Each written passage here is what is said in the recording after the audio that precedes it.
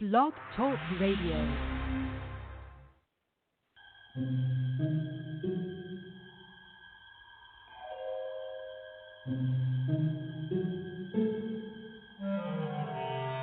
Archangels, ghosts, and Bigfoot, oh my. It's just another night for Supernatural Girls.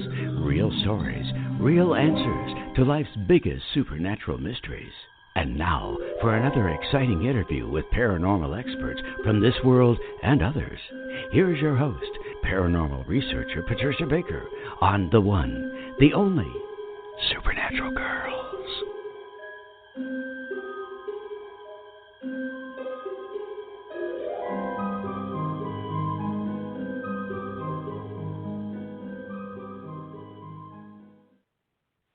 Welcome, everyone, to another exciting episode of Supernatural Girls Radio. I'm your host, Patricia Baker, and I'm here with my co-host from Tucson, Miss Patricia Kirkman. PK, how are you? Doing absolutely great. Beautiful weather. Good girl. If you want to fry an egg. Right on your sidewalk, probably, That's huh? right. It's for Ooh. sure. Too hot. And we've had storms all day today, but I have to say we needed the rain. So I was glad to see that. My lawn will start to recover from the lack of rain, I hope. But what's the temperature out there? Last we talked, it was, 107 in the shade? Well, yeah, we had gotten up to 110 last week, which was just a bit more than I wanted to have to deal with, unfortunately. Or should I say, fortunately. It's cooled off a little bit right now. It's just about 100 right now. Oh, but gosh. It's muggy as can be because we're due to have another rain. The rain's the monsoon season, so, you keep praying for the rain because we need it, but at the same point in time, wow, it is hot. Yeah. Whew. Well, I'm glad you're with us tonight because, as you know, we've been talking about this great guest we're going to bring on in a little while, PMH Atwater. Now, she is an expert in near-death experiences. She's had 3 of her own. We're going to find out all about what's happened in her life, and then we're going to go into her brand new book that can be pre-ordered, and it's a great book. It is called The Forever Angels, Near-Death Experiences in Childhood and Their Lifelong Impact. We're going to get into all of that in just a little while. It's going to be a great show. So before we go there, you've been looking at numbers. Tell us what you've been finding. Well, I had a couple of people call and ask me why we don't talk about what the month is all about when we talk about the numbers. And so if it's with agreement with all, I would like to I'll start tonight, but then the first Wednesday of every month, I'll talk about what the month entails and what kind of effect it will have on all of us. So as August, it's a 2 universal month, but it's all about partnerships, relationships, being a team player. It's an excellent time for studying and establishing good relationships and doing things that can make you happy. Because if we're happy, everybody seems to be happy, right? Yeah. So there's a tendency to be overly sensitive and moody. That's quite possible because when we're overly sensitive, it doesn't take much to tilt the wheel here. It's a great time to take care of any of the little things that you've been putting aside because it makes you feel like you're really accomplishing something. But putting relationships up front this month, that's really what it's all about. This is a great time for the best of times or the worst of times in a relationship. You can make relationships happen that maybe have been kind of put on hold for a while. Old friends may get back in touch with you. But whatever it takes to pull this back together, just kind of remember that if you use your sensitive side to put things into order, all things seem to feel better. So that's kind of a rundown of what the month is about. Regardless of what our personal stuff is, this will affect all of us anyway. Okay. Well, thank you for sharing that. And somebody also asked us to please announce the date with every show, so we might as well do that too. August 7th, 2019, today's date. Mm-hmm. So, good idea. You know what? Somebody had mentioned it some time back. It's easy to forget to do because we're so busy putting it together for everybody. Hey, to us, this show is timeless. It doesn't matter what the date is. Well, all I remember is what the month's all about. I start from there, and everything goes downhill or uphill from there. No, really, that's right. Oh my goodness. Well, it sounds like we have some good guidance for this month coming up, and we also have some interesting paranormal news. Now, we've been Hmm. following, as everybody knows, David Paulides' amazing work, Missing 411, about these people that go missing. Well, there was an interesting story that we posted on our Facebook page. Please make sure you go and read the whole thing. I'm just going to give you the short version. You know, one of the biggest things that David says, and it was also written about in a Huffington Post article, don't be last in line. If you are going on a hike with people and you're in the national parks, don't be last in line because those are the people that disappear. Well, there's a new caveat with traveling through national parks and even jungles, they're finding. Don't wear bright clothing. The people that disappear are wearing bright clothing. So they say don't wear reds, yellows, anything bright. In fact, in the jungle, and this is written about in this article that was posted, they tell everybody only wear black or you may not ever come out of the jungle because there are creatures in there that for some reason are drawn to the bright colors and they will take you. So it's, in fact, one guy didn't follow the instructions. He was wearing yellow socks. And it ended up that he was attacked. Something grabbed his leg, scratched the crap out of it. He got violently ill, barely survived. But at least he came back. So anyways, now it's don't be last in line and don't wear bright colors or you may be next on the hit list for whatever is taking these people. Isn't that something? So That's incredible, and especially when they tell hunters to wear the bright colors, the reds and such. But when you're in a group like this, a total different venue. yeah, they say don't do it. So, you know, and there have been, as David has a new movie out called Missing 411 The Hunted. It's excellent and it's very spooky, but there are a number of hunters that have gone missing, and these are highly experienced people with weapons in the woods, and they've gone missing, never to be found again. Yes. So anyhow, it's a fascinating article. Take a look at it. We posted it on our Facebook page. There's a lot of UFO videos, recent sightings. We posted all the videos there for you to see. Make sure you give us a like and a follow on our Facebook page. You can keep up with everything we're posting. And also, there was a story about a 77-year-old woman. Did you see this one, PK? I sent it over to you. It's Incredible. Oh, my God. Now, nobody knows what happened to her, but she was killed while she was out walking her dogs. And they cannot determine what in the world it was that killed her. But she had claw marks on her arms, on her scalp. She's dead. And they checked the dogs to see if it matched to the dog she was walking. It did not. They checked 15 other dogs that were in the area. Didn't match up to any of them. But some of the people in the area said they had seen a dark creature running through the woods. So they weren't able to identify what it was. And it is not something that people have seen before. So very unusual.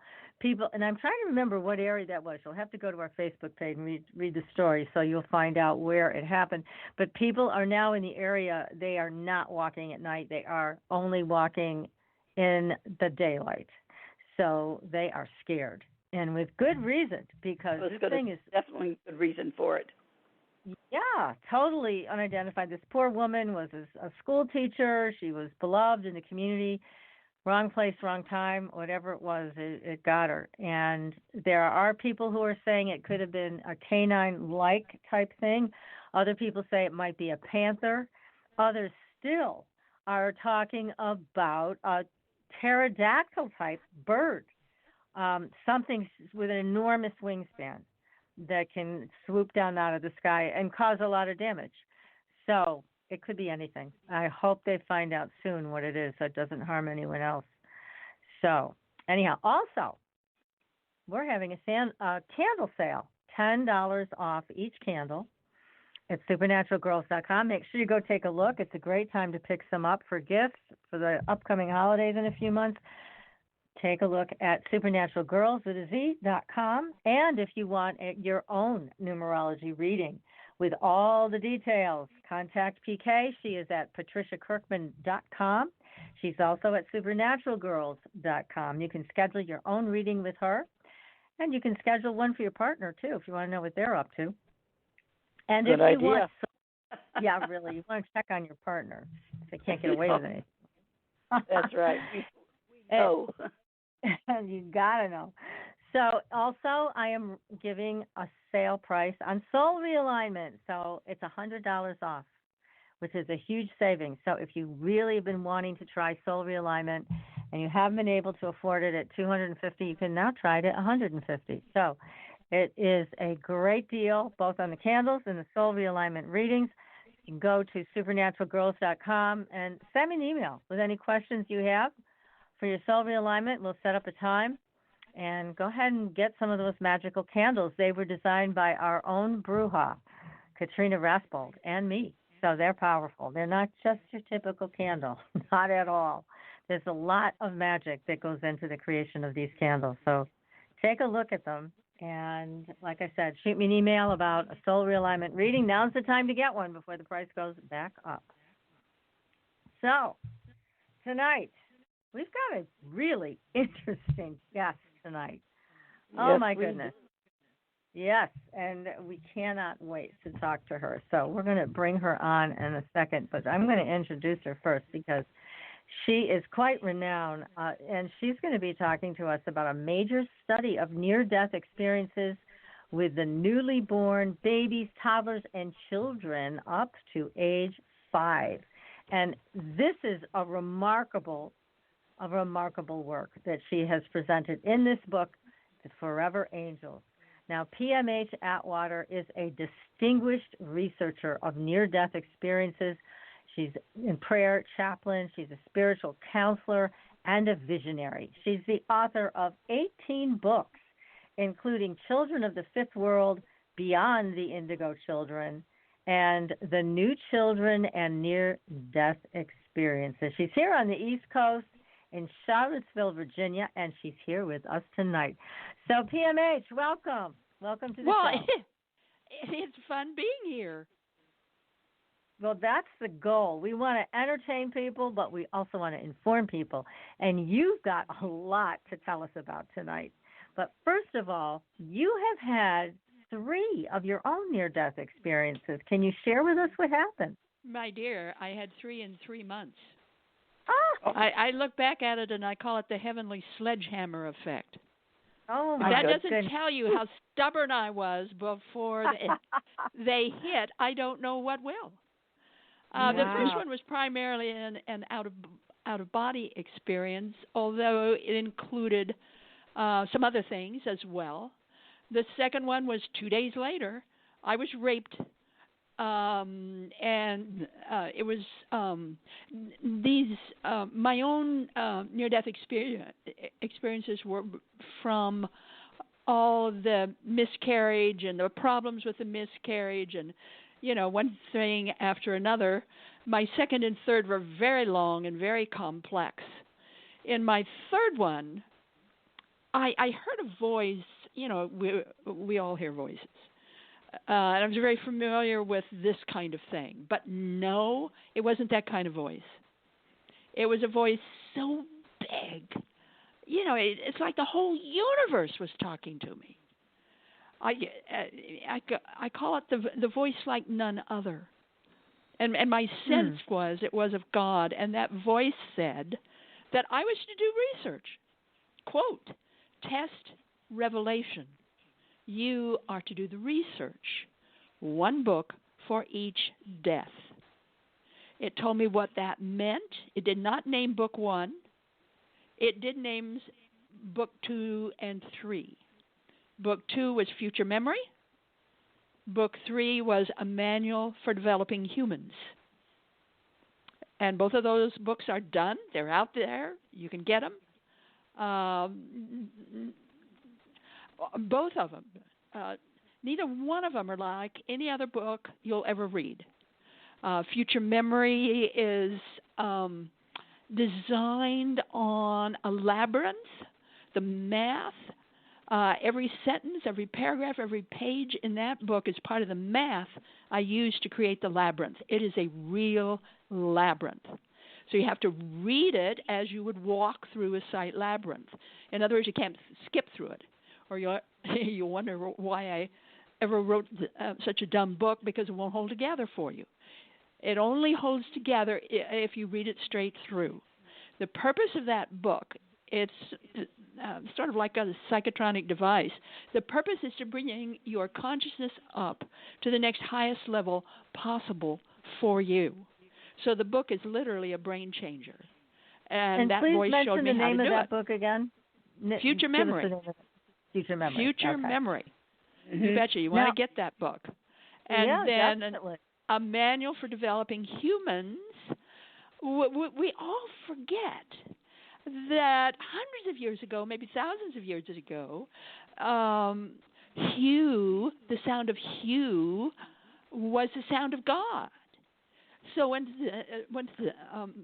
someone was referring to be, human, Hugh woman, human, they were talking about God man, God woman. So the idea was that we were all gods in the making. And it says that in the Bible. It says we are all gods in the making.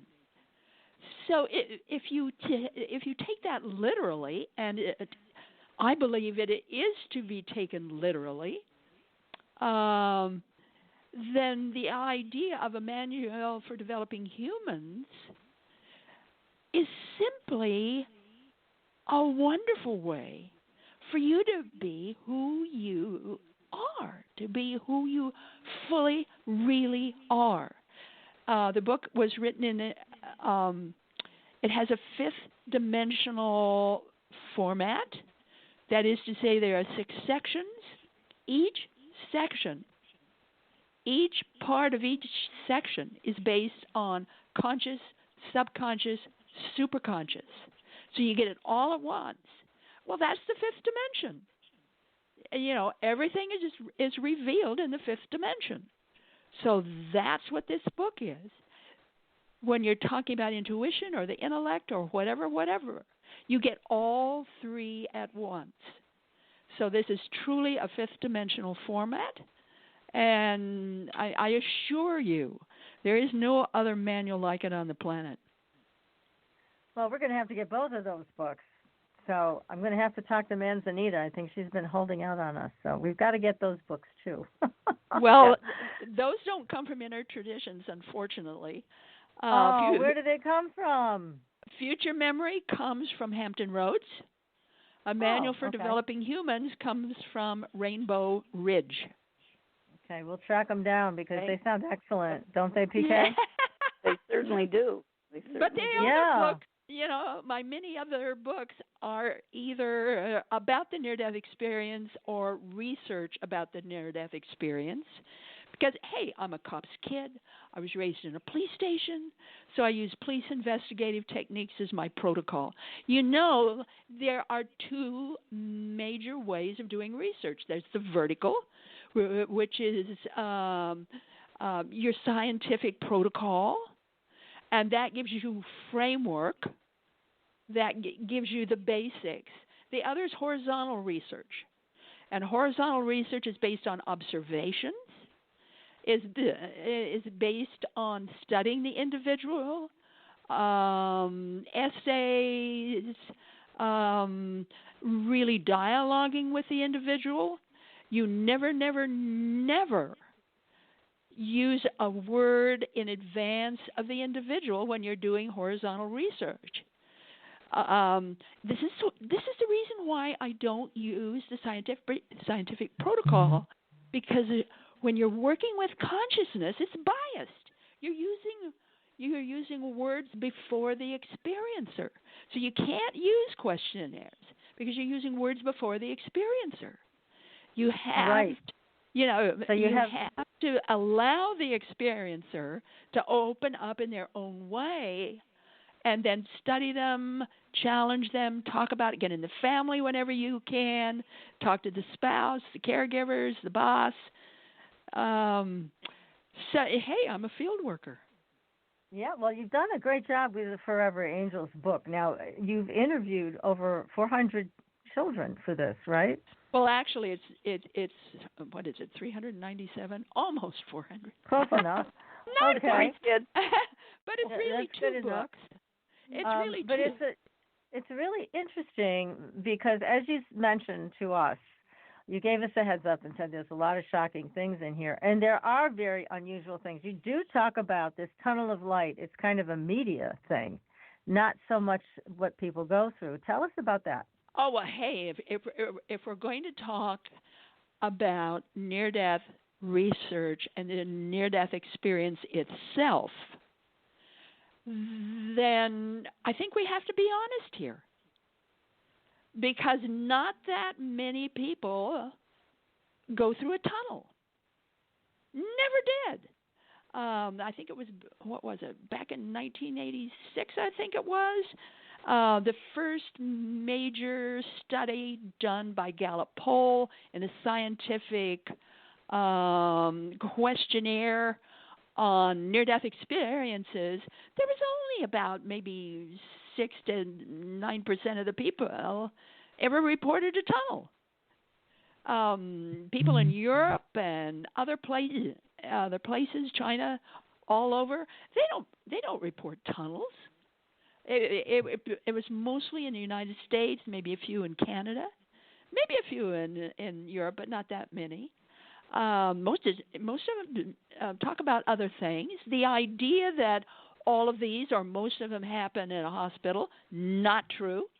Only about, well, I'll say about maybe 27%, 12 to 27% happen in a hospital. So the idea that we get from television and movies, they use hospital cases because they are easier to film. And it doesn't cost them that much to do the filming. Right. So, and the idea of tunnels, you can blame that, if you will, on the media. It was the media trying to sensationalize Raymond Moody's first book, Life After Life. They cabbaged onto this phrase, tunnel, and the idea of hospital, and that's how we get the myth. If you look at the whole experience, then you find out, wow, there's a lot here, a lot more than you ever get in a documentary or a movie. It's fabulous. Well, what's so interesting about this book is that you're able to talk to children who have good memories of their near-death experiences, which sometimes occurred at birth. So that's remarkable. Let's zero in on the research in this book. It's really two studies.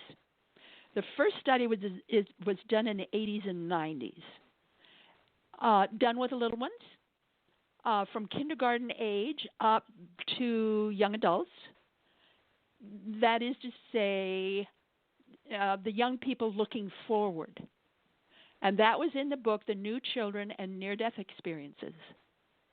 So this time, in a recent study, I went after people in their 50s, 60s, 70s, and 80s who could verify having had a near-death experience when they were very, very, very, very, very young, and could then answer the question, did a near-death experience, and what I'm looking for is near-death experiences that happened before, during, or after birth, as a baby, a toddler, or up to the age of 5. So the question to them was, did that experience, when you were ever so small, did it make a difference in your life? If it did, what? And so I'm looking at information about the family, the siblings, school, sex, drugs, alcohol, going to college, dating, friendships, careers, getting married, having kids of their own, even grandkids. So I'm looking at the whole span of life, and I'm saying, did that early experience make any difference? And what I got was just shocking. So when you take a look at all of the answers you did get, what shocked you the most? There isn't any one thing that shocked me the most, but among the things that shocked me, among the things that shocked me was this business of school and learning and the mind. These kids come back really, really smart, many to the point of genius. This experience is happening. Think in terms of babes. Think in terms of birth, babes, toddlers. This experience is happening when the basic flooring is being laid in the brain. Right. All of the basics of the nervous system, the digestive system, but especially the brain and consciousness. All of that is being laid in the brain. So these kids come in, and even though the basic pattern of the near-death experience is the same with adults and children handle that totally different, because a kid doesn't have a before. They don't have anything to compare with. Right. And yes, the little ones, you'll get a kick out of this. They call themselves birthers. That's their term. I didn't make it up. That's their term. If they had it around birth or up to the age of about 6 months, they call themselves birthers. So we've got birthers and little ones. Be darned. Wow. It's so interesting. I mean, these children who have these experiences, you're saying they can come back very smart, very aware, very psychic. All of those things can happen as a result of this experience. They can also come back with full memory of past lives, if we want to call them past lives, whatever they are. Yeah, or the other thing that really surprised me, but there's two things. One is that the experience tended to make them feel less attached to their family, their biological family. Right. That's fascinating. Right. I wonder why that is. Let me give this to you.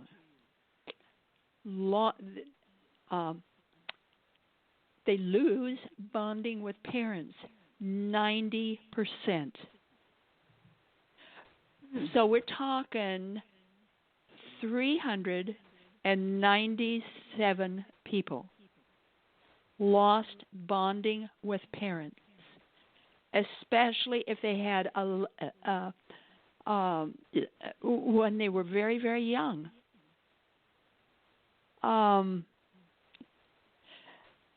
bond with the other side. They don't bond with this side. Very interesting. I think that is fascinating that you discovered that. So their relationship with the other side was much more powerful than what they perceived to be a temporary relationship with biological parents. Right. Well, most of them knew more than their parents. They know more than their teachers. I mean, they're bored silly in school. Absolutely bored silly. Yeah. Well, let me give you some idea of what we're talking about here. What I found was what I would call a learning reversal. The mind works different from before, 84%. Significant enhancement of intellect, 68%. But listen to this. From birth to 15 years, that's the first study. And most of the people in that study were under the age of 7 specifically the little bitty ones, the babies, and up to the age of 3 and 5. So they really fit with the recent study. So the genius level with those little kids, they were scoring 150 to 160 on standard IQ tests, 48% of them. We're talking That's a lot of kids here. High. 48%. That's a lot. Now, hold on. Under 6, tested genius 150 to 160, standard IQ test 81%. Hold on, there's more. Birth to 15 months, especially if they had a dark light experience instead of a white light experience. I mean, it gets to deal with three different major types of light. So if they had a dark light experience instead of bright light experience, birth to 15 months, the IQ score begins at 180, all of them, and up into the 200s. There's something about that dark light. And there's also something here. The younger the child, the greater the jump in IQ. Look at that. The younger the child, the greater the jump in IQ. Well, here's my question about all of that. I mean, you could almost hypothetically, you could come to this theory about what, based on what you found, that says something like this. When you maintain a connection with the other side, whether it's dark light, white light, doesn't matter. And you said there's a third light. We're going to get into that. But that's where the real intellect comes from. That's where the real genius comes from. That's where the psychic impressions come from. So our routine life, their day-to-day, run the usual stuff. That's not where this happens. This is happening from the other side of the veil, or whatever you want to call it. It doesn't come from here. It comes from there. Well, it comes from these incredible lights that the children experience. And like I said, there are 3 main ones. There's this radiant light. Doesn't have any color. It's very powerful. It's very raw, very strong light. Then there's this dark light or black light. Sometimes it has purple tinges in it.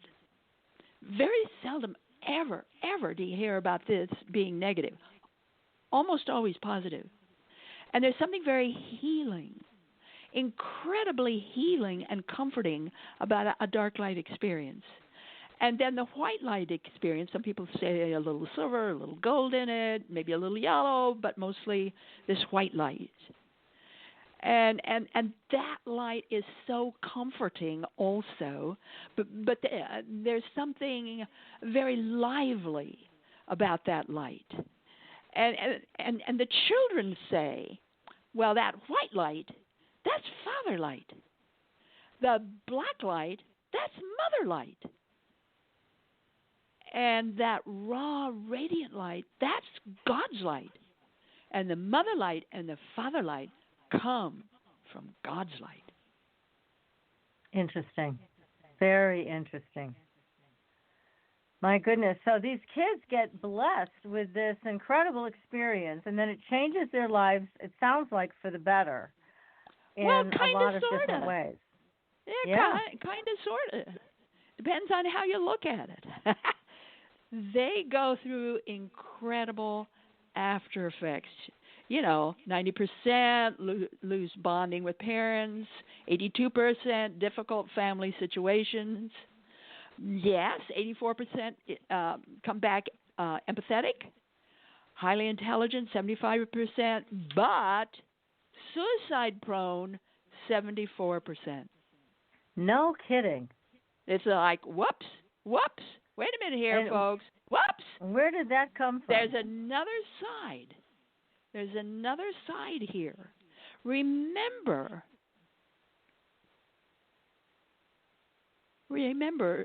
lose bonding with parents. 90%. So they're bonding with the other side. They really don't relate that much to the earth plane. They, they're still. It's almost as if they're in a wave of light and energy. So are you saying that they kind of miss that experience of the other side, and they're just so happy to get back that they don't mind taking their own life to do it? Well, kind of, sort of, maybe not. Let me look at this. Let's look at this. A child does not look at suicide like an adult does. They have no concept of hurting their family or causing anybody any grief. Their logic is quite different. When they were not breathing, they were in a beautiful place with loving people. Now that they are breathing again, that beautiful place and the loving people are gone. Aha! The way to get back then is to simply stop the breathing. And that's exactly what some of them try to do or think of doing or want to do. They have tremendous problems with bullying at school and at home. Often do not look like anybody else in the family, even their siblings. Can go throughout the childhood years, teen years, adulthood. Many turn to drugs or alcohol or try to run away. When we're taking a good look at this, we have to admit that the after effects of near-death states for the very young can seem very similar to a form of PTSD, post-traumatic stress disorder. And there's a whole chapter on that in the book. So I'm saying to all the therapists and psychologists out there, read that chapter. 34% were positive about having had the near-death experience. 61% were negative. Why negative? Because growing up and finding their place in life was just too difficult. Mm-hmm. It's hard. And I would imagine it, especially, if the parents aren't supportive, if they don't understand what their children are talking about or they don't want to believe them, then I could see and they're that getting bullied in school. Yeah, it's all about home. Guilt for wanting to go back. No, they don't want to commit suicide. Guilt for wanting to go back. But that sense of betrayal for getting kicked out. They didn't want to leave the other side. Right. I mean, I'll never forget when Ken Ring did a talk way back when in Connecticut. And there was a woman who had a near-death experience who came up to the stage and spoke. And all she talked about was how she couldn't wait to die and how much she hated it here. And she was a woman in her 40s. And she said, this place is so horrible, and I just can't wait to die. And none of you should be afraid of it because it's so wonderful there. It's so loving and beautiful and blah, blah, blah. So it was a very interesting discussion that Ken Ring brought to the table when that woman came up on stage. So I can understand what you're talking about and how you found this with children. When here's an adult who had a near-death experience who talked about going back like she could do it tomorrow if she would. So it was kind of a little unsettling also to hear her talk like that she would abandon this reality in a heartbeat if she could. So most of them really, truly want to stay here, but it's really hard. They're challenged in so many ways. Let's look at some of the challenges here. Okay, before you go into that, though, PMH, I'm going to take a very quick commercial break, and we're going to come back and hear more about the challenges that you want to share with us that these children experienced in their life after their near-death experience. This is fascinating.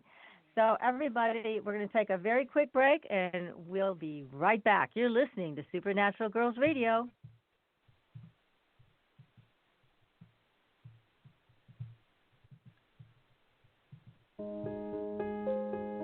Pure essential oils, specialized minerals, and a revolutionary anti-aging technology. Astridian combines the best of all scientifically proven ingredients in easy-to-use creams, lotions, and concentrated serums. Astridian's advanced line of products take your skin to a new level of being healthy and beautiful. We offer a variety of collections that address all your skin concerns. The Essential Anti-Aging Series treats and moisturizes your skin for a long-lasting, younger look. The Multivitamin Series promotes healthy skin with high-quality vitamins and minerals. The Sports Series restores skin from cellular damage and stress. Astridian also offers a revitalizing solution for hair and a professional series for doctors and medical spas. Visit astridian.love today and begin your new journey to healthy, beautiful, youthful skin. Astridian, beyond your expectations.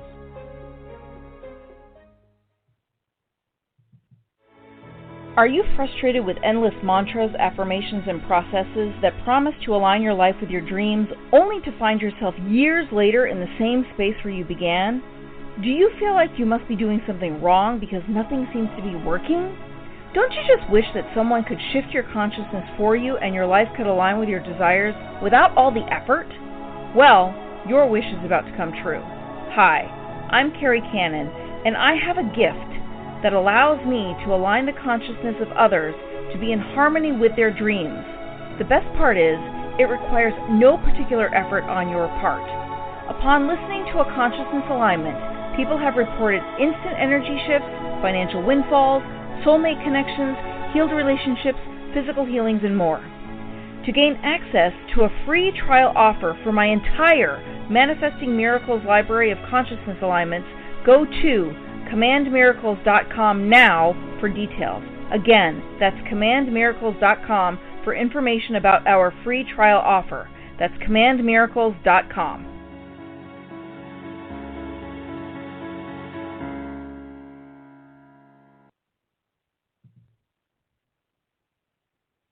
Your property tax bill. Have you seen it lately? It's frightening. Your property taxes are going up while your home value is going down.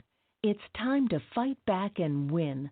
For the real truth about the property tax system, get attorney Pat Quintilian's book, Are You Getting Screwed on Your Property Taxes? How to Find Out and How to Fix It. Attorney Quintilian answers all your questions and gives you the facts you need to fight a property tax bill that is spiraling out of control. You'll also read about what happens to property owners who don't check their property records, only to find out too late they're taxed on square footage, fixtures, and even buildings that they don't own. Is this happening to you? Learn your rights. Buy attorney Pat Quintilian's book today. Are You Getting Screwed on Your Property Taxes? How to Find Out and How to Fix It. Available on Amazon.com. Are you ready for a new experience of freedom and powerful connection? Would you like a positive, effortless change in your life?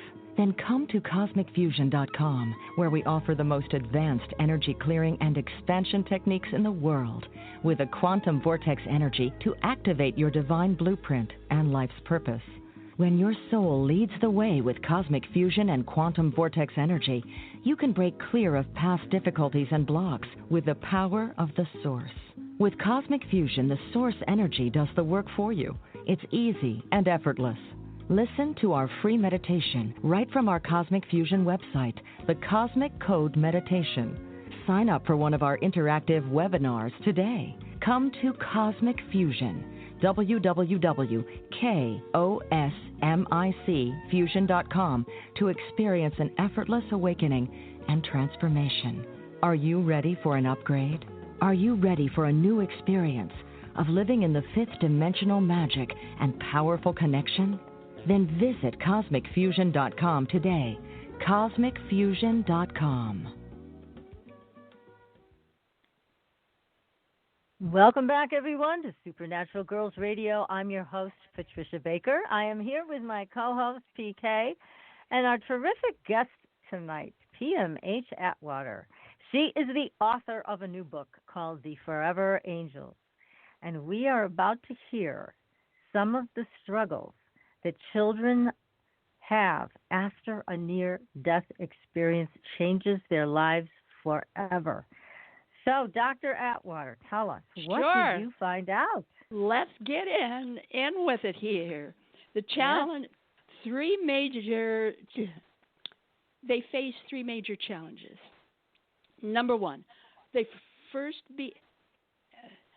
begin abstracting before the first grade and are smarter than their peers, teachers, and they display signs of synesthesia.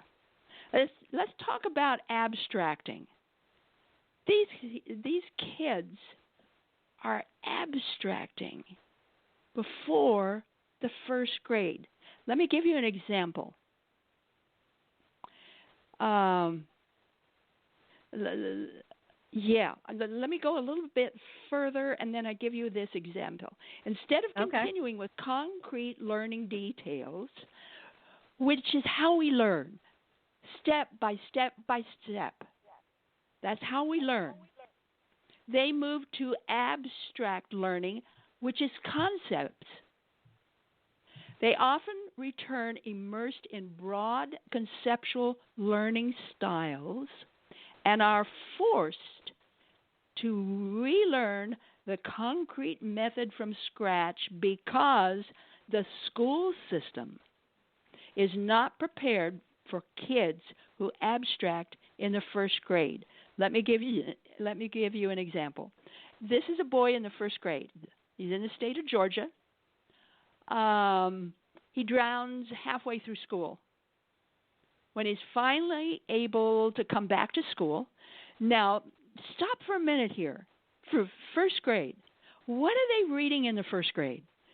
See Spot Run, Dick and Jane, right? Yes. This kid comes back. He's reading Greek mythology and understands it. He goes up to his teacher and he asks, why was the book Robinson Crusoe ever written? These are abstracts, dear. It's nothing to have kids 2 and 3 years old who are beginning to abstract, maybe have a library card at 3 or 4, maybe reading the Wall Street Journal by the time they're 5. Excuse me. And challenges faced, they display signs of synesthesia, remember? I'll talk about synesthesia in just a minute. What happens to the innocent within the family union? Well, they seem as if they don't belong to the family anymore. They don't relate to mom and dad. They don't relate to the siblings. When they go to school, have sex, the elder years. And by the way, many of these kids become very successful. They have very successful careers. 74% go on to have incredible careers. Several of them became millionaires. And then the third major challenge they had, they forever miss home. The greater collective they know is real. Many feel lonely or are suicide prone, not in the sense of grief, but rather in the sense of a homesickness. Let's talk a little bit about synesthesia. Synesthesia is it's a neurological condition associated with the limbic system. It's either blended senses or multiple senses. Let me give you an example. And a lot of these kids come back with synesthesia. In fact, synesthesia is an after effect of near-death states. Adults don't get it that much. Kids get it a lot. I was born with synesthesia. No, I'm not a near-death kid. I was just born that way. That means that in the first grade, I was the only kid in school who could smell color, who could see music, and who could hear numbers. I had blended sensing or multiple sensing. So how does synesthesia become a bad tried thing? To kick me out twice. My mother was called often to school. I was telling the truth.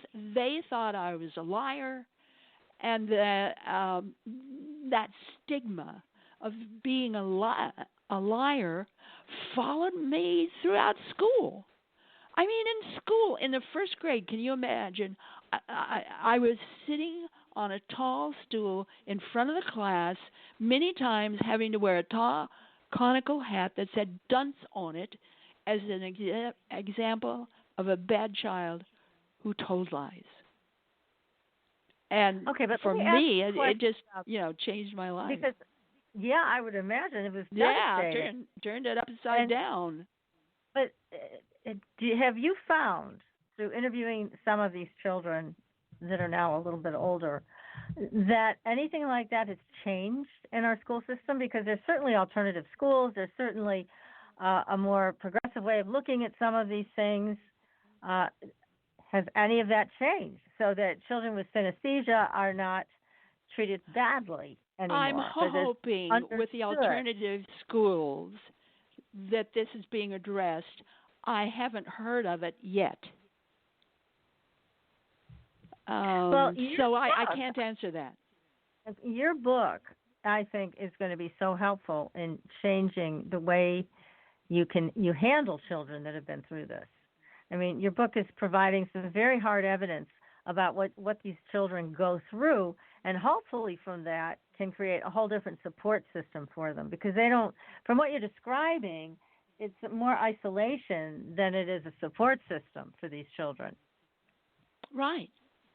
And I'm alerting everybody, I hope, to what can go on in the brain. Because to me, a near-death experience is a power punch. It's a powerful punch. And it affects, everybody. Adults.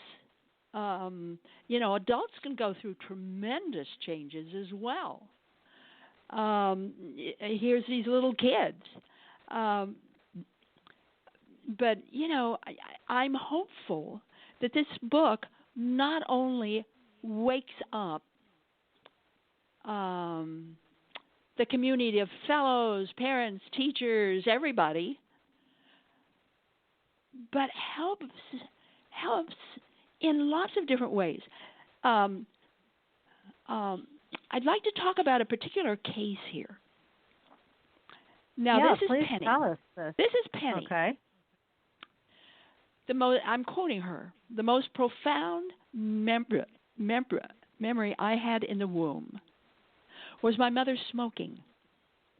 I remember getting excited in utero when she would feel anxious because I knew that bad taste was coming, and sooner and very soon I would feel high.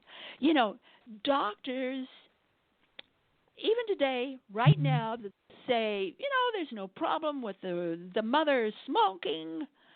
I'd rather she didn't, but, it won't affect the child that much. Here's a case that's saying it affects the child a great deal. There's these people, they were rich and poor, all races, all sexual types. Some were raised in the voodoo religion. I had 3 of them, Patricia, who were raised in the voodoo religion. They did not know anything about God. Never heard the word God. Never, they didn't know anything about the Bible, any of those kind of terms. They were raised in the voodoo religion. 3 of them, all 3, had a near-death experience when they were very, very young, either babes or maybe 1 or 2. All 3 were visited by Jesus. They knew Jesus' name.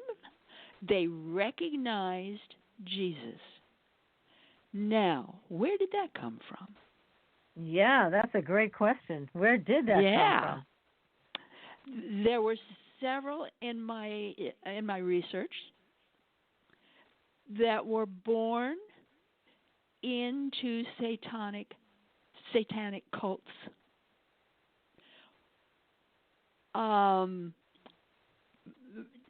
For the purpose of being used in satanic rituals.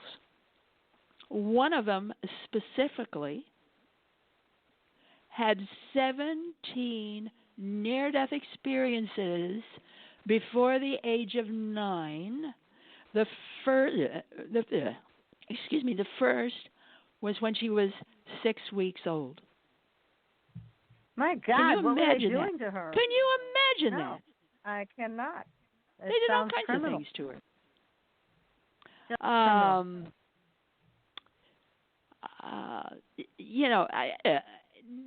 The people in this research, it's fabulous, fabulous.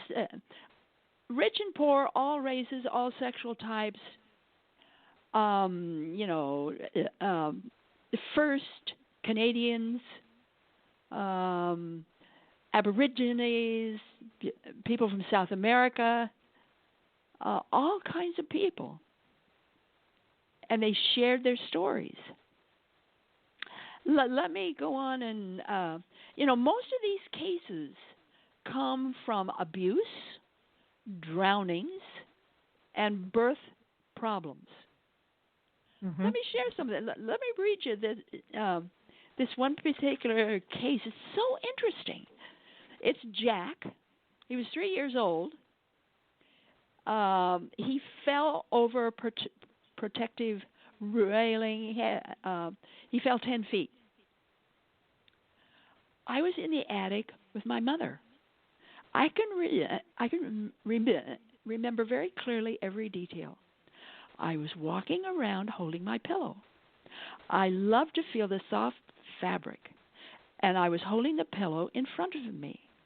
The next thing I remember is being up in a large tree in our front yard next to the walk, and watching my mother run out of our house toward our next-door neighbor's house. I wondered what she was carrying in her arms. Then I realized it was me. I wasn't concerned. I just watched. The next thing I remember is being slammed down and water running all over my face. I opened my eyes and saw that I was on the countertop and my head in the sink. My mother told me I had fallen over the protective railing and landed 10 feet below. For years, I never told anyone about my experience because the one thing that puzzled me about this fall was that the tree in front of my house that I saw my mother running next door, we didn't have a tree in our front yard next to the walk.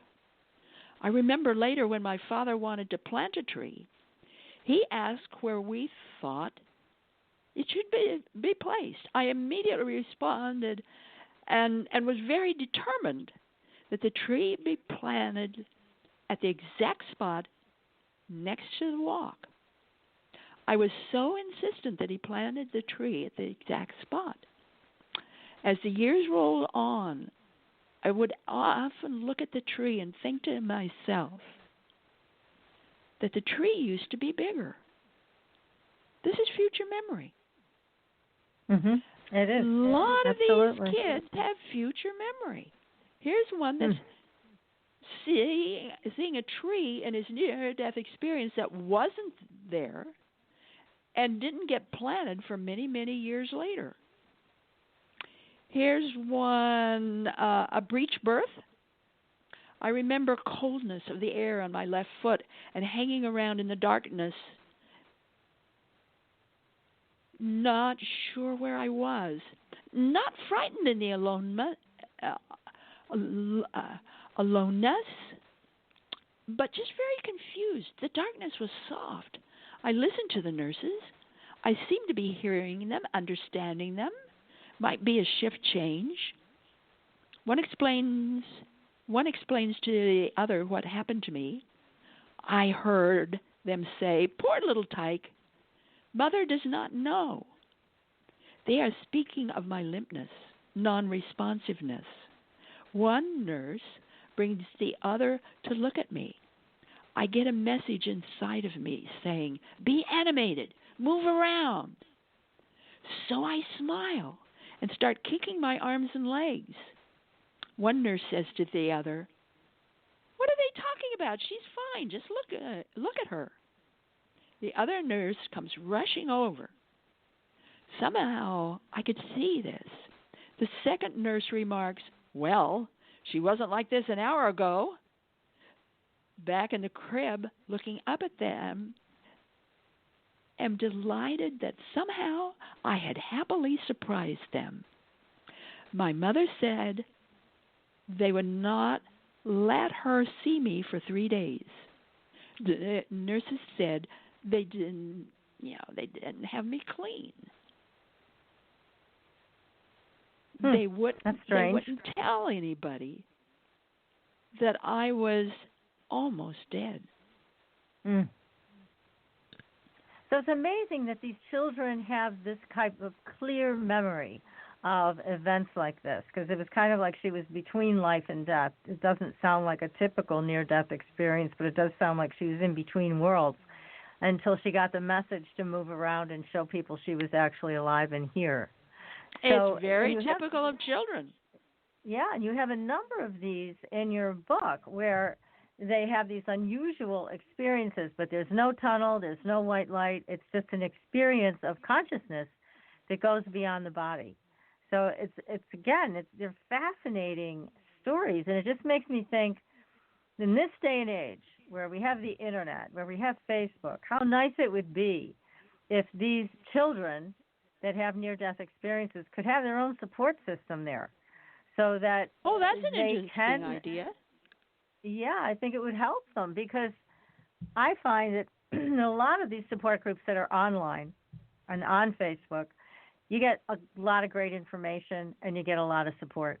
So these kids might get the kind of support they need there that they're not getting at home, that they may not even want. And they're certainly not getting in school. Oh, definitely. So, but they would get from other children who've been through what they've been through. Right. And, of course, everybody's got their own version of what they experienced. But how nice it would be if they had a safe place like that where they could talk to each other and share it. Yeah. Yeah, that would be indeed. Yeah. And I really want to say to all the therapists and psychologists out there and everybody else that out-of-body experiences for a child are a defense mechanism. If they're being raped, if they're in pain, if they're lost, if they're frightened, often they will have an out-of-body experience, because if they're up on top of the ceiling or at the corner of the room, they're safe. It's a defense mechanism. Right. The out-of-body experience for a child has nothing to do with psychic ability, has everything to do with the commonplace desire for them to be safe, or to look around, or to find out what's going on. It's very purposeful. Has nothing to do with being psychic. Has everything to do with being normal. Yes, and surviving. That makes a lot of sense. And I think, one of the other things that is really important about your book in terms of therapists is being sure that therapists will know that these children are not dissociated, that they are just basically identifying more with the other side than they are with their parents here. That's an important piece of information, I think, for any therapist who's going to be working with a child. Yeah. There's nothing to do with being dissociated. For them, it's a typical plus. It's part of their makeup. It's what they need. It's what they use. It's there for them, and it's part of their daily life. And it just sounds. The more you talk about this, and the more you share these experiences from these children, the more I think that therapists need training in this. They really need to know how to work with these children, because there are so many things that are particular to their life experience. It just doesn't match up with most other people. So I think that's something that should be done. The book will help them. It will help them a lot. Oh, God, yes. I love your book for so many reasons, but especially that, because helping professionals and parents and anybody in a school situation work with these kids, it's going to take this deeper understanding of their experiences. Right. I'd like to share with you what that one child who had, or individual, who had 17 near-death experiences before the age of 9, and the first at 6 weeks. The only reason her parents ever brought her into the world is to be used by them in satanic rituals. They were members of a cult. So that's the only reason they had her. That's disgusting. These are her words. Her name is Judy. These are her words. And she's now, of course, an adult. She's in her 50s. All of my experiences in this life, whether they appeared to be dark or light, are expressions of love, experiences of searching for love. I came into this life with a purpose. This was not known to me until much later in my life,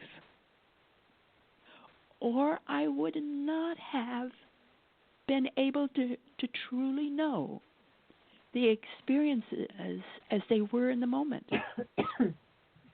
What I know today has brought everything full circle. Can you imagine that? No. PK, can you? I don't know. I'm having a hard time wrapping my mind around that. That kind of maturity. She forgave her parents. Wow. Can you imagine? God bless her. I don't know how. I mean, Yeah, exactly. Exactly.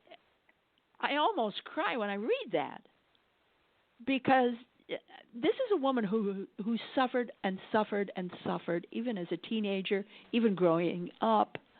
She was so confused. She had such difficulty. And certainly she went into counseling, but she got a lot also from meditation, from prayer work, from all different kinds of exercise and different types of spiritual retreats that she went to that were very helpful for her. She married, had several kids,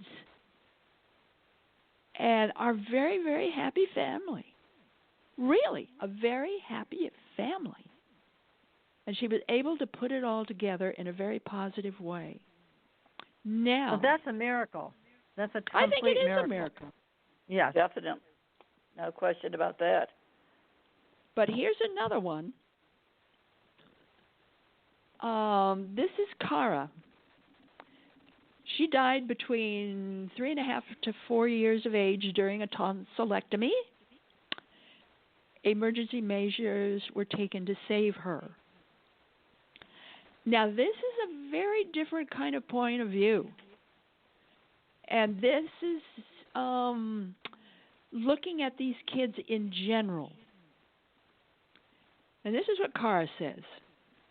Living life from a child experiencer perspective has been quite challenging.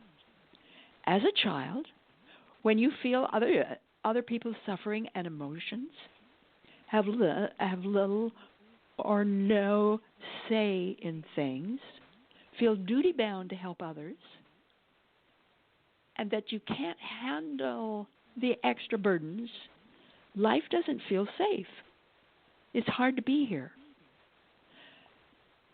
Contrary to the ecstasy most adult experiencers have from their NDE, a child has to try to manage being in this world and manage their gifts and sensitivities. I've spent almost my entire life not wanting to be here, knowing oneness. All sentient beings are treated with respect and their journey is sacred. Often I have been put in a position to say a harsh word or step up to negative behavior. It gets very tiring. Earth is very harsh, and I often long for the refinement of the other side. It's easier to breathe there. The only way I've learned and dared to investigate my own feelings has been through talking with other child experiencers I trust. Physical life is very small for me, but my internal life is expansive. It's fascinating and difficult. Child experiencers have a great deal to share when viewed from another perspective. Again, another very profound experience, but that takes a lot of enlightenment, I think. And, I mean, when you talk about these people that have had these experiences, young children, infants, some of them, and how it's changed them, and then they yearn to go back, and 74 or whatever % are suicidal or have suicidal thoughts.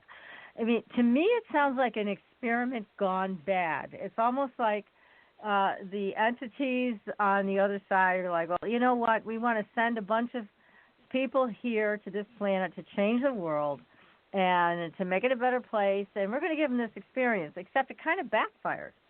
Because instead of them wanting to stay here and make this the same light-filled, beautiful place, they just want to go back to where they came from because it's easier, and it feels a lot better. But they learn so much by being here, and they are able to do so much by being here. If you look at the chapter on historical cases, look at that chapter. Albert Einstein, Abraham Lincoln, Edward de Vere, the 17th Earl of Oxford, who I feel is the real Shakespeare, if you really study his case. Oh, interesting. Especially in the book Future Memory, I talk a lot about Edward de Vere, the 17th Earl of Oxford. I have a special appendix in the back of the book on him. If you look at his life, he's absolutely the real Shakespeare. There's nobody else who could match what he went through in his life and what he did. He's absolutely the Shakespeare. That is so cool. And if you look through what these kids have done, many of them, you find, I mean, look at this. Look at this. We've got 74% had a very successful career. Aware of the future, 61%. Strong spiritual guidance and knowing, 76%. They stay. They don't want to stay, but they stay because they have to, because they know they have to, or because they should, and they know that, and they do that. Vivid dreams, 70%. I mean, they do a lot, but they don't do it simply. No, and there's a case to be made for people, as you mentioned in your historical cases, for this to make a positive difference for everybody. So there is that case to be made. And you do list a bunch of them here. Edgar Casey's included in that, and Absolutely. Black Elk. I'm just listing off, Marcel and Bogo. Benedict Cumberbatch, our great, English actor. So they have this opportunity to be great, and some of them really are. I guess hearing that statistic of the high percentage that entertain suicidal thoughts, that's a torment for people. Well, I would imagine. It tells you that it's difficult for them, but they learn, they grow, and they give so much back to society. Absolutely incredible. And did you interview people also that had an early near-death experience and were not able to come to terms with staying here, and they were encompassed by the suicidal expression? Oh, indeed so. Indeed so. And what happened there were to some. them? Yeah, indeed so. But the majority of them stayed. The majority of them stayed. Another question. Yeah. When you interviewed these children and they talked about feeling less attached to their parents, which I don't see it as a bad thing necessarily, but I know some people might. I don't. But is there a place where they had superior guidance? So what I mean by that is they would hear voices, God, angels, whatever. So they had a stronger attachment or connection to that. Right. Absolutely. Absolutely. Indeed, they did. So that's You're right not a on bad there. thing. I would think that some of that would make up for the lack of attachment to parents. Here's a funny one for you. I ask about counseling, and they said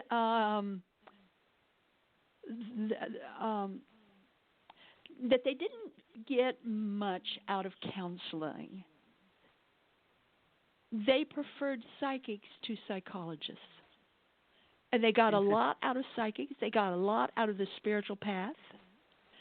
They got a lot of walking the spiritual path, learning all of these things about mindfulness and meditation, the various rituals that you can do,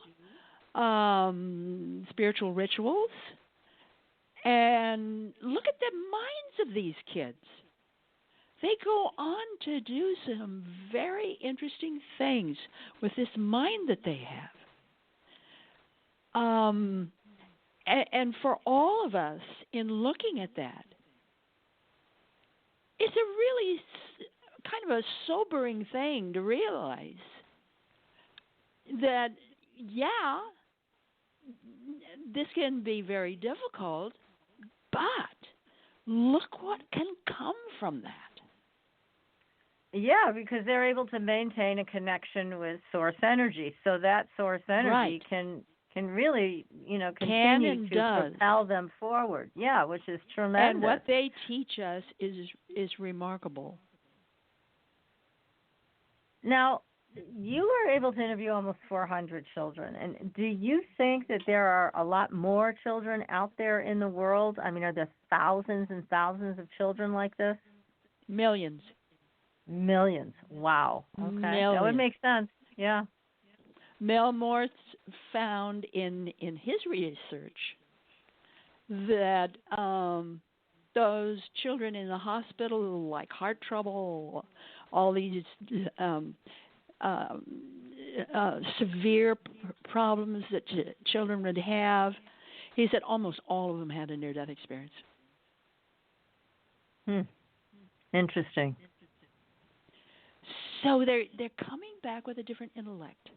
They're coming back with synesthesia. They're coming back able to look at the world in a very different way. And if they had enough support, then it would probably be a better journey for them. If they had more understanding, certainly. Yeah. And I think that's one of the purposes of this book, is to certain, like wave a red, a flag of some kind in parents' faces and school teachers' faces, everybody is saying, look, here's a child that's different.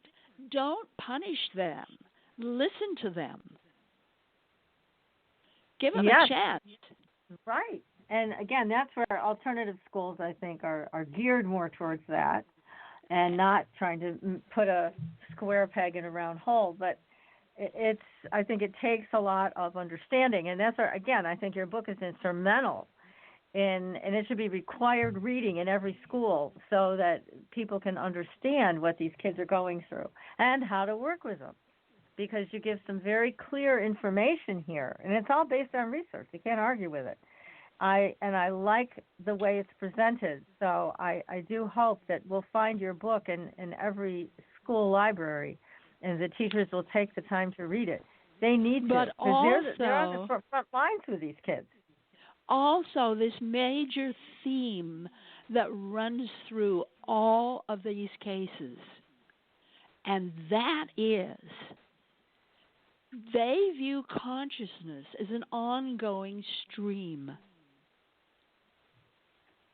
They don't view it as past lives, getting in and out of lives.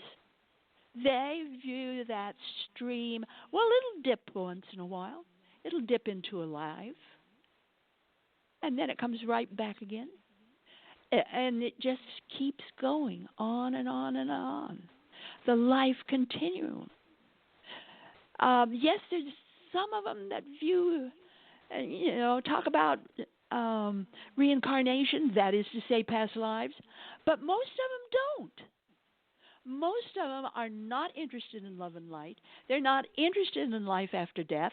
They think that's silly. They're interested in that life continuum.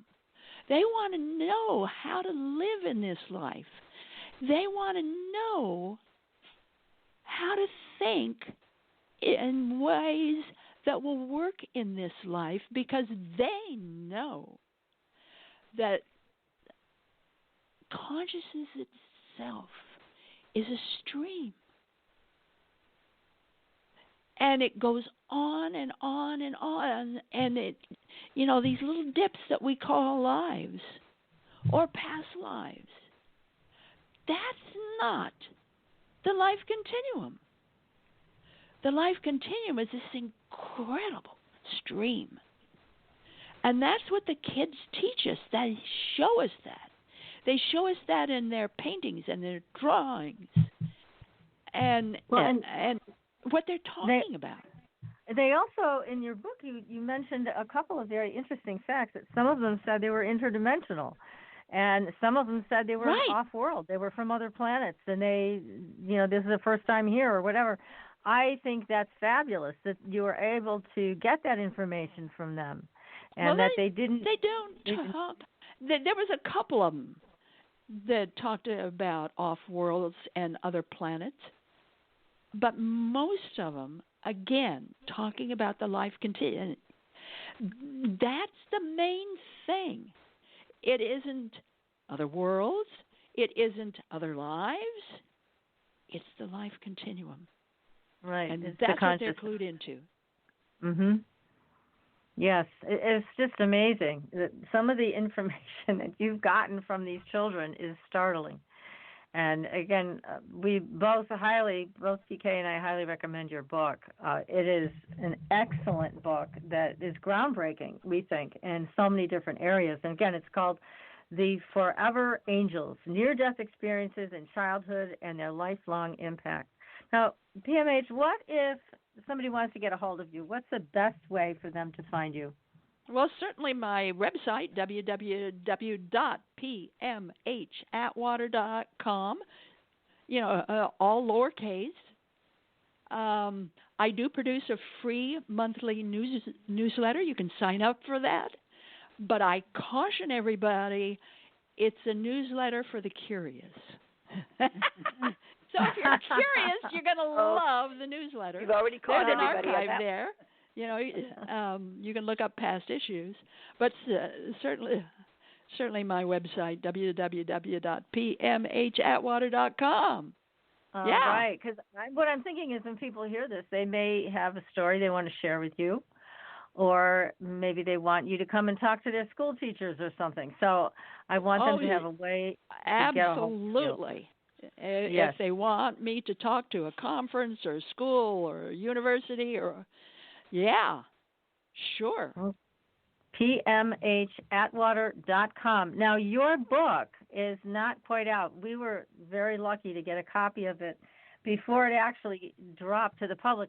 And I believe your book comes in September 3rd, is it? 2nd or 3rd? Right. You can order it right now at Amazon, and you can pre-order. But if you order from Inner Traditions before, October 14, I think, you can get free shipping. Oh, great. Nice. That's excellent. Excellent. Yeah. Well, again, your information is incredible. I think everybody could benefit by reading this, especially if they know somebody who's had this type of experience in childhood. It will give them tremendous insight into this person and any relationship that they want to have with them. I think it's critical to understand that. It's critical for our schools and teachers to understand it, as well as our medical professionals. This is really important information that you've been kind enough to put together in a great book for all of us to read and understand. And I do hope that somebody will start a group on Facebook for children who have had near-death experiences. I just see that as a healing. Oh, that would be wonderful. Oh, I'd love that. Yeah, further heal. Maybe you'll arrange it for everybody because you're in the community. So God bless you for what you're doing. This is great stuff, PMH, and thank you so much for coming on the show tonight.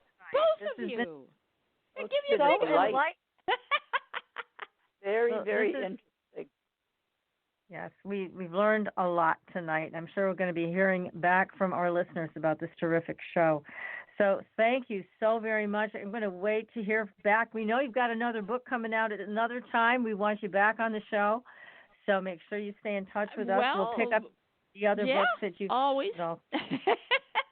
Yeah, I know. That's what you do, and you do it well. Well, I'm coming out with a series of children's books, 6 of them. Wow. That helps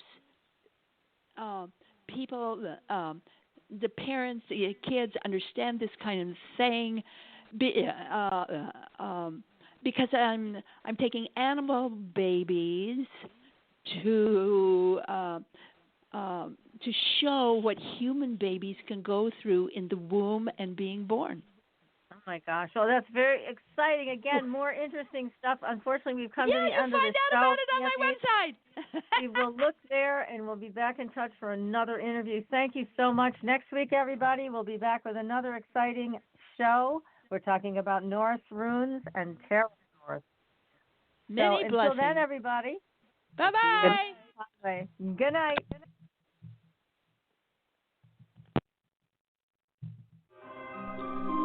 Thanks for listening. Tune in next week for another radio adventure with Supernatural Girls.